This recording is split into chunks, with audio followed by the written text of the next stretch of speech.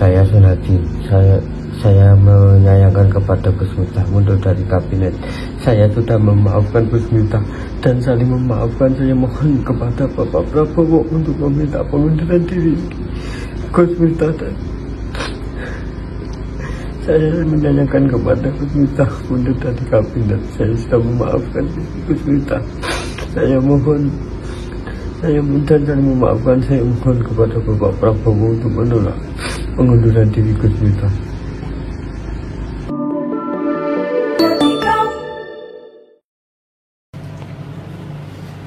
Dengan segala kerendahan hati dan ketulusan, dan dengan penuh kesadaran,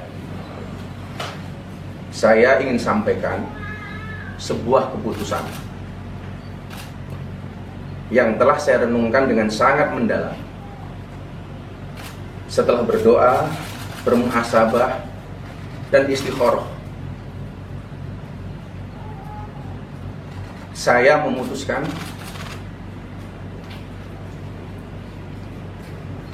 untuk mengundurkan diri dari tugas saya sebagai utusan khusus Presiden bidang kerukunan beragama dan pembinaan sarana keagamaan. Keputusan ini saya ambil bukan karena ditekan oleh siapapun, bukan karena permintaan siapapun, tetapi keputusan ini saya ambil karena rasa cinta, hormat, dan tanggung jawab saya yang mendalam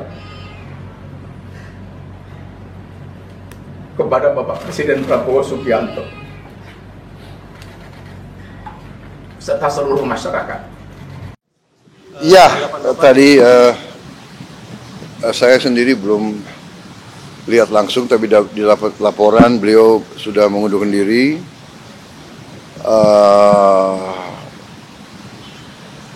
Komentar saya kira itu adalah tindakan bertanggung jawab, tindakan kesatria.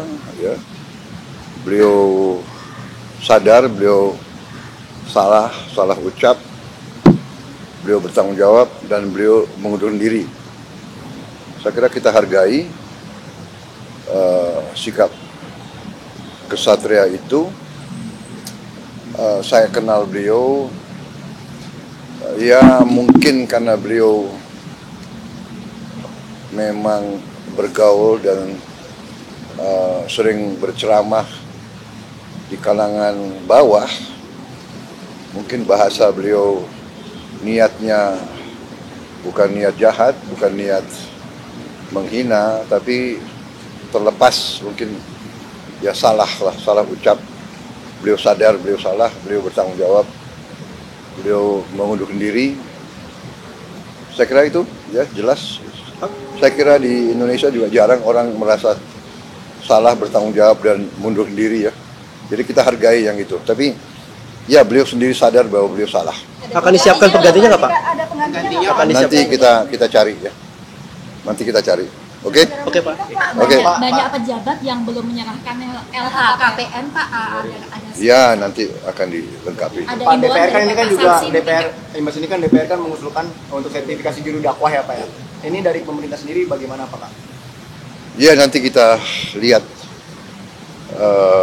kalangan yang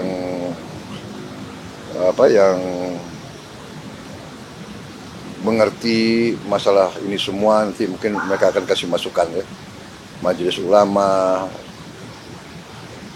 kalangan-kalangan dari ormas-ormas keagamaan dan sebagainya, nanti kita minta pendapat mereka.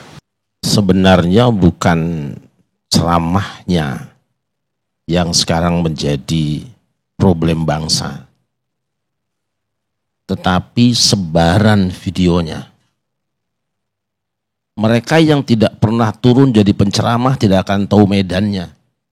Mereka yang tidak tahu medannya tidak akan pernah menilai bagaimana temannya. Saya dengan Kiai Sumarno Syafi'i, dengan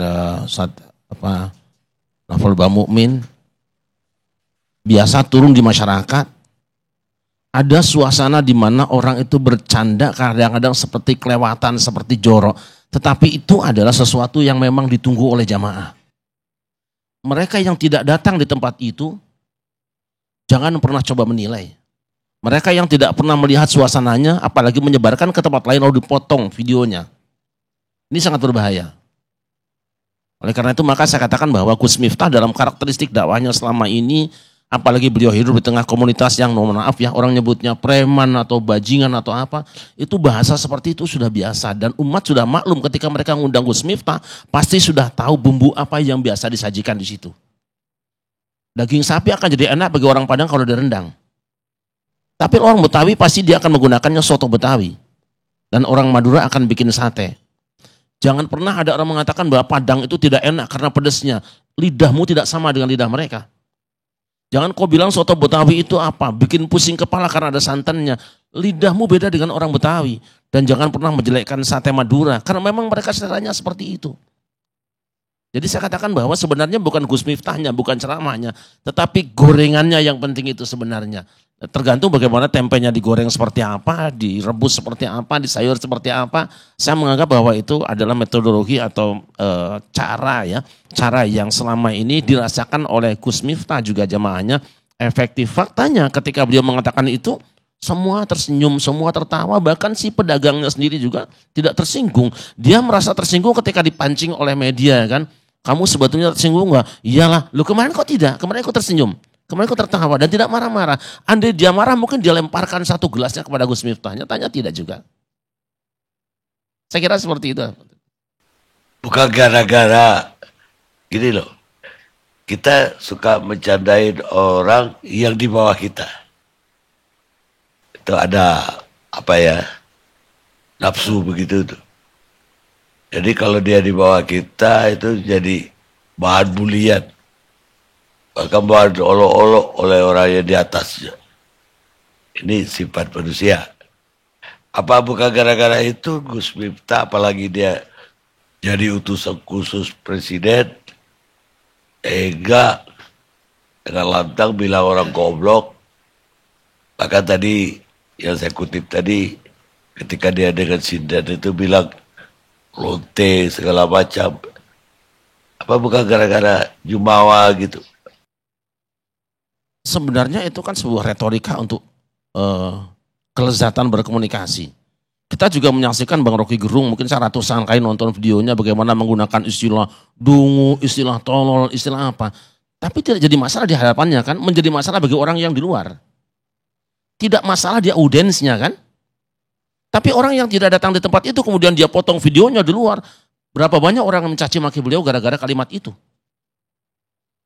Nah begitu juga Gus Miftah. Saya memang mengatakan bahwa ada kesalahannya di situ. Kesalahannya adalah satu, beliau tidak melihat bahwa sekarang sedang kemarau panjang. Dulu di Bandung pernah ada anak mahasiswa yang melemparkan satu puntung rokok. Dilemparkan, dia merasa biasa tapi 30 hektar hutan kebakaran. Padahal cuma puntung rokok. Mengapa? Karena waktu itu musim kering kemarau panjang, ada ditiup angin. Nah Indonesia ini sudah 10 tahun lebih kita sedang kemarau panjang karena masalah-masalah politik dan sebagainya. Bangsa ini sedang dikacaukan dengan pikiran masalah korupsi lain sebagainya. Kontroversi antara satu kelompok dengan yang lainnya. Ini belum sembuh sampai hari ini. Nah, maka apapun yang dilemparkan, ditiup angin oleh kepentingan-kepentingan yang lain, dia akan membakar secara luas kemana-mana. Jadi saya katakan bahwa Gus Miftah kesalahannya ada, kita tidak mengatakan tidak salah, ada kesalahannya kurang tepatnya, dia lupa siapa hari ini beliau, dan dia mengira bahwa barangkali saat ceramah itu yang datang itu cuma yang di situ saja. Padahal hari ini pengajian di sini 1.000 orang yang datang, 10.000 orang yang datang, tapi kamera yang kemudian mengakses ceramahnya itu membuat ceramah itu dihadiri oleh jutaan orang. Itu barangkali kita lupa. Nah, sementara ada juga orang lain, mohon maaf yang datang di situ jangan dianggap sebagai jamaahnya semua, dan tidak semua orang yang datang juga niatnya baik, tentu ada yang punya kepentingan lain kan. Saya tidak menduga-duga, tapi faktanya bahwa Indonesia hari ini sedang kemarau panjang. Kemarau panjang itu sekecil apapun api, bara api dilemparkan, kalau ditiup angin dia akan mengakibatkan kebakaran yang sangat besar. Saya ingin mengatakan bahwa sebaiknya yang tidak hadir di pengajian itu tidak usah menyebarkannya. Apa kepentingannya? Menyebarkan juga sudah salah. Apalagi ditambah dengan narasi, kemudian dipotong pada bagian-bagian yang Anda tidak tahu opening dan closingnya pembicaraan itu, ini sangat berbahaya. Saya kira itu. Ya, coba ada bedanya tadi. Kalau singgung Rocky Gerung, kalau dia bilang dukung segala macam, tapi bukan untuk orang yang di bawah strata sosial dia, tapi untuk yang di atas. Sehingga ya beda nuansanya jadi. Apa tidak lebih berbahaya menyebut dungu orang yang di atas? Justru untuk publik mendungu-dungukan orang di bawah itu yang terbalik. Kalau di atas itu orang juga punya kritik macam-macam kalau kita lagi di atas. Ya artinya gini Bang, bahwa yang kita hadapi adalah orang yang memang doyan dengan sajian itu. Doyan dengan sajian itu. Andai waktu misalnya Bung Rocky mengatakan si Adungu, si Anu, apa namanya, Sontoloyo misalnya gitu kan.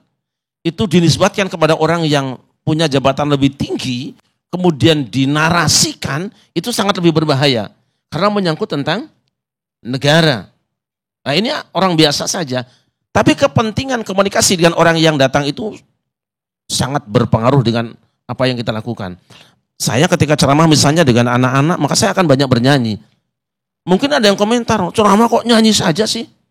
Ketika saya ceramah di hadapan teman-teman yang kebanyakan adalah artis dangdut, saya biasa nyanyi lagu Rhoma Irama, lagu soneta, bisa dilihat di video saya. Itu yang cocok. Tapi ada yang komentar di luar ngomong, oh itu Kiai Syarif kalau ceramah nyanyi melulu.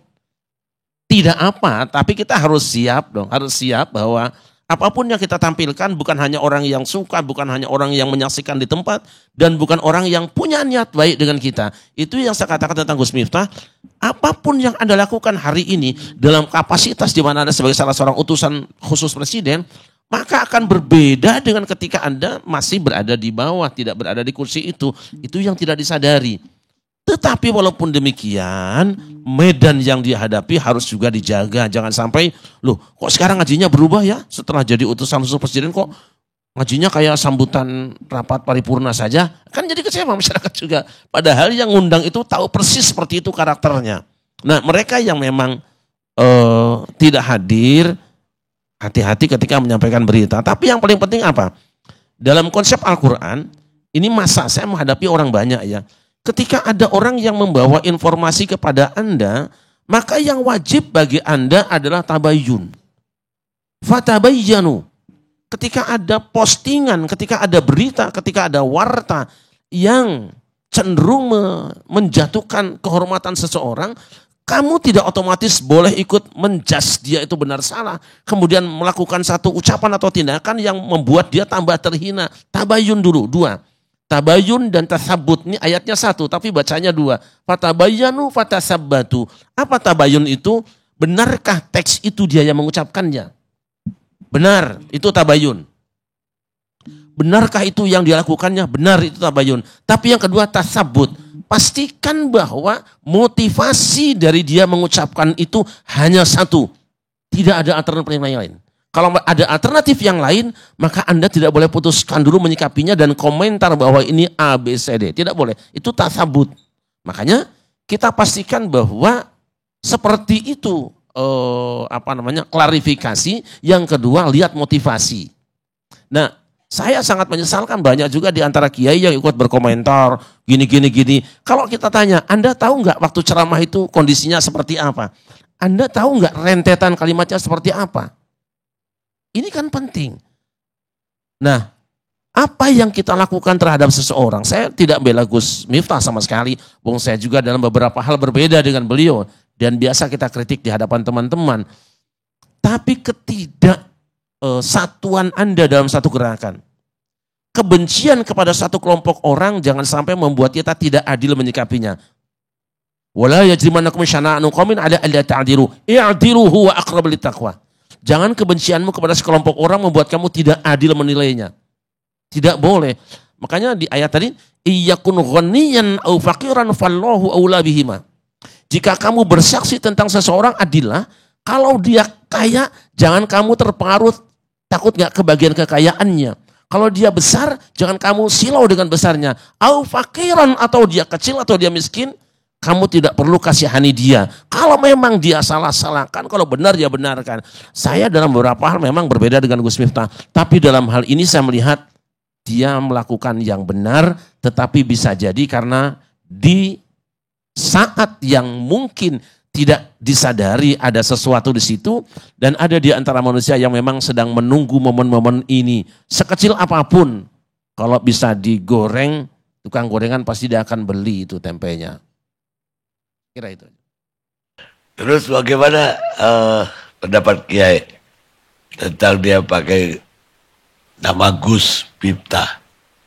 Dan banyak juga yang kritik bahwa Gus itu anak Kiai di pesantren, dia dipanggil Gus. Sementara dia ternyata bukan anak seorang Kiai, anak orang-orang biasalah. Dan kemudian juga keluarganya pun membantah bahwa keturunannya sampai ke Raja Brawijaya, ke Basari segala macam. Gimana pendapat?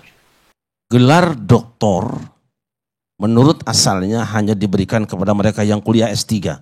Tapi ada honoris causa. Gelar Gus, saya berpendapat bahwa gelar-gelar itu bid'ah sebenarnya. Bid'ah. Tidak ada di agama. Gelar Gus, gelar Habib, gelar apa tidak ada di agama. Ini penting saya sampaikan. Dan kita siap diskusi pertahankan ini. Tapi itu As-Sayyid, Al-Habib itu dikemukakan oleh umat sebagai sebuah penghargaan. Orang yang pinter, orang soleh digelari dengan Al-Habib, dengan As-Sayyid itu penghargaan. Pun doktor. Apa sih ruginya seseorang ketika dipanggil Gus oleh seseorang? Gus Miftah tidak pernah panggil dirinya Gus. Tapi orang-orang yang melihat pekerjaan beliau mau merawat orang-orang yang dianggap hina oleh orang lain, kemudian beliau turun, kemudian berdakwah, menyampaikan dakwahnya diterima, lalu orang panggil Gus. Barangkali, kenapa orang panggil Gus? Karena belum, kalau kiai kan harus sepuh gitu ya, ini harus sepuh kiai itu, maka panggil Gus, anak kiai. Bisa jadi Gus Miftah itu katanya bukan anak kiai. Jangan hina orang lain, itu penghinaan betul. Anda yang anak kiai juga belum tentu bisa ngaji seperti dia. Apa repotnya sekarang kita? Misalnya saya juga dapat honoris causa dari orang Batak kan. Saya orang Sunda, orang Jawa Barat, orang Jawa juga. Tapi aku ketemu si Mama di Medan, di Danau Toba. Kau sekarang jadi anakku ya. Saya punya gelar sekarang Naibaho. Padahal saya bukan orang Batak. Marga Naibaho. Kenapa orang tidak mengatakan, kamu udah boleh. Ini penghargaan, ini pengakuan. Gus seperti itu, anak-anak kecil di Jawa itu Gus panggilannya kok. Biasa saja. Tapi kalau misalnya Gus Miftah mengatakan nasabku ini, kalau Anda merasa bahwa dia bukan turunan kiai atau tidak ada hubungan dengan Ki Hasan Bestari atau Brawijaya, ayo kita diskusi. Ketemu, kita bicara, tunjukkan. Walaupun saya termasuk orang yang tidak suka dengan itu sebutan silsilah-silsilah, tidak ada urusan bagi saya. Karena orang punya silsilah turunan siapapun, kalau memang dia nggak ada harganya buat bangsa ini untuk apa? Kita tidak perlu nyebut-nyebut gelar kita. Dan kita selama ini ditindas dengan sebutan-sebutan itu. Orang kemudian merasa rendah diri ketika berhadapan dengan orang yang punya gelar-gelar itu. Tapi kalau itu penghargaan, maafi muskilah sekira. Jadi nanti kalau masalah gelar Gus itu ini ya kita ketemu, kita ngobrol, tanya beliau dari mana. Misalnya ada silsilah yang ini ternyata silsilahnya bohong. Bukan cuma Gus Miftah, Habaib juga sekarang kan dipersoalkan silsilahnya. Iya dah. Sekarang dipersoalkan, dibahas oleh beberapa orang. Tapi saya tidak mau itu turun di jalanan. Ayo kita bedah masalah ini, maka kami dengan teman-teman daripada suka mengadakan seminar nasional di UIN. Kita undang semuanya, kita coba kaji secara ilmiah. Jangan kita biarkan bola itu terus bergulir sehingga para penonton ikut tendang bola atau penonton turun lapangannya akan juruan malang akibatnya itu. Karena kita membiarkan ada penonton turun ke lapangan sementara polisi tidak siap, korbannya banyak. Mari kita kaji secara ilmiah. Kalaupun beliau memang bukan Gus dalam pengertian yang kita pahami selama ini, maka tidak perlu juga kita rendahkan. Pinter ya pinter, apapun dia.